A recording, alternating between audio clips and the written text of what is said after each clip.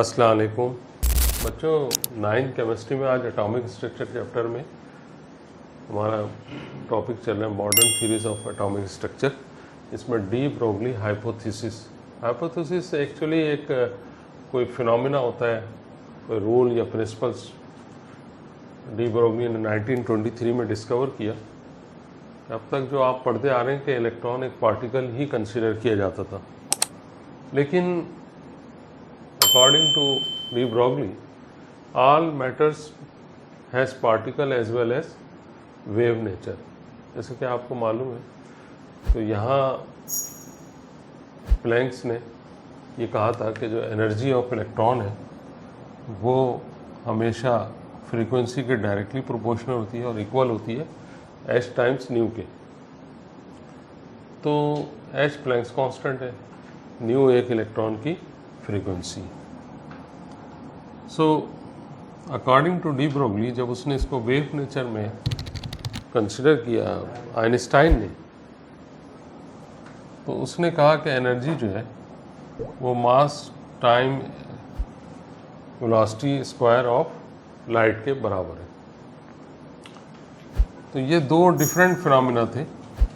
आप जहन में ये रखें कि जो प्लैंक्स का फिनोमेना था वो वेव नेचर को जाहिर करता है, क्योंकि इसमें फ्रीक्वेंसी है जो वेव की एक कैरेक्टरिस्टिक है। इसी तरह आइंस्टाइन जो है उसने जो कहा था कि वो पार्टिकल नेचर को जाहिर करता है। पार्टिकल नेचर कि एक ज़र्रा है, पार्टिकल है, तो उसमें उसका मास आ गया। एक्चुअली ये जो डिफरेंट आर्ग्यूमेंट्स थे, इन आर्ग्यूमेंट्स को मिला के डी ब्रोगली ने एक नया अपना फ़लसफ़ा या फिनोमेना पेश किया और इन दोनों एनर्जीज़ को इक्वेट कर दिया। और इक्वेट करने के बाद उसने 1 और 2 में दोनों एनर्जी फोटॉन्स की हैं, तो दोनों ही एनर्जी को उसने इक्वल कर दी। और यहाँ थोड़ा सा रीअरेंजमेंट कर लें कि मास टाइम c कर लें और इनटू c को अलग कर लें, तो मास टाइम वेलोसिटी जो है वो मोमेंटम के बराबर हो जाता है, जो कि बराबर हो जाएगा। मोमेंटम को हम रिप्रेजेंट करते हैं p से, याद रखने ये मोमेंटम ऑफ पार्टिकल हो गया। तो अगर मैं इसको फिर फर्दर रिड्यूस करूँ तो c मल्टीप्लाई हो रहा है, इसको डिवाइड कर दूँ तो p is equal to h nu over c आ जाएगा। और न्यू ओवर c जो है वो वेवलेंथ के इक्वल हो जाता है, यानी कि nu over c is equal to 1 over lambda. तो p is equal to h over lambda. अब यहाँ p जो है वो मोमेंटम है जो कि एक पार्टिकल से रिलेटेड होता है, और लैम्डा जो है वो एक कैरेक्टरिस्टिक है, वेवलेंथ है जो एक वेव से रिलेटेड होती है।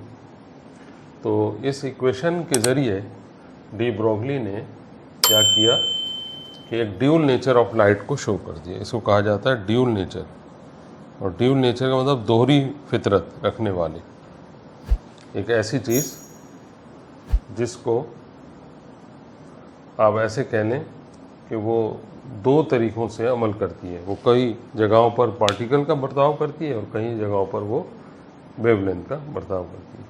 तो डी नेचर लाइट। स्टूडेंट, हमारी modern theories of atomic structure में नेक्स्ट थ्योरी है श्रोडिंगर एटॉमिक मॉडल। बेसिकली जब डी ब्रोगली ने ये कंसिडर कर लिया कि इलेक्ट्रॉन जो है वो ड्यूल नेचर रखता है, वो एज ए पार्टिकल भी बिहेव करता है, वो एज ए वेव भी बिहेव करता है। तो एक मैथमेटिशियन थे 1926 में, उन्होंने इलेक्ट्रॉन के स्पेस ऑक्यूपेशन के लिहाज से न्यू डेफिनेशन दी, और वो ये डेफिनेशन थी ऑर्बिटल के लिए। नॉर्मली जो ऑर्बिटल को हम कंसीडर करते हैं वो सर्कुलर पाथ में करते हैं, तो सर्कुलर 2 डायमेंशन एक स्पेस होती है या जगह होती है। लेकिन ये फर्स्ट टाइम था कि श्रोडिंगर ने 3 डायमेंशन स्पेस का कॉन्सेप्ट दिया। ये इलेक्ट्रॉन 3 डायमेंशन में मूव करता है और उसकी जो मैक्सिमम प्रोबेबिलिटी होती है किसी जगह रहने की वो ऑर्बिटल कहलाती है। एक मैं अच्छी सी मिसाल दे सकता हूँ आपको, ऐसे है कि जैसे आप जब स्कूल जाते हैं तो आपके पेरेंट्स जो हैं वो आपके बारे में क्या प्रेडिक्ट कर सकते हैं, वो स्कूल में होगा। और स्कूल का प्रिंसिपल जो है, ये हेड मिस्ट्रेस या जो भी आप कह लें, वो क्या प्रेडिक्ट कर सकता होगा कि अगर क्लास 10 का या 9 का स्टूडेंट है तो वो किसी 9 की क्लास में बैठा होगा।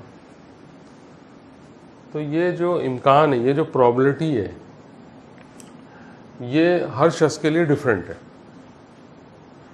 तो इस पेरेंट्स तो ये कंसीडर कर रहे हैं कि स्कूल में होगा, स्कूल का प्रिंसिपल ये कंसीडर कर रहा होगा कि आप जो है क्लास 9 में क्लास ले रहे हैं केमिस्ट्री की, अगर वहाँ 3 सेक्शन है तो हो सकता है कि वो सेक्शन ए में हो, सेक्शन बी में हो, सेक्शन सी में, तो इसको प्रोबेबिलिटी कहा जाता है। तो जिस जगह भी वो स्टूडेंट है, जस्ट लाइक इलेक्ट्रॉन भी किसी जगह होगा, तो उस जगह को क्या नाम दिया उसने, ऑर्बिटल का नाम दिया। उसने सर्कुलर ऑर्बिट का कॉन्सेप्ट नहीं दिया, ये प्रोबेबिलिटी है एक तरह की। और इसी वजह से उसने ऑर्बिट की जगह वर्ड यूज किया इलेक्ट्रॉन क्लाउड का। Each energy shell in orbit have different shape. हर एनर्जी शेल जहाँ इलेक्ट्रॉन मौजूद होता है, जिसे ऑर्बिट भी कहते हैं हम, वो डिफरेंट शेप के होते हैं। वो सर्कुलर भी होते हैं, वो डम्बेल शेप भी होते हैं और दूसरी तरह के होते हैं। वो डिपेंड करता है कि एनर्जी कितनी है और किस ऑर्बिट में। जैसे मिसाल के तौर पर एस जो है वो स्फेरिकल है, पी जो है वो डम्बेल है। अब इलेक्ट्रॉन किस जगह होगा, काइंड ऑफ एटॉमिक ऑर्बिटल क्या होंगे, वो डिपेंड करता है किस पर, उस शेल की एनर्जी पर। जैसे मैं कहूँ कि एक इलेक्ट्रॉन 1s में, अगर इलेक्ट्रॉन 2s में है तो शेप तो स्फेरिकल ही रहेगा, लेकिन इसका क्वांटम नंबर 1 है, इसका क्वांटम नंबर 2 है। आप ऐसे ही समझ लें जैसे किसी फ्लैट में एक शख्स रह रहा है, तो कोई ग्राउंड फ्लोर पे रहता है, कोई फर्स्ट फ्लोर पे रहता है, लेकिन जो फ्लैट का डिज़ाइन है वो एक जैसा ही है।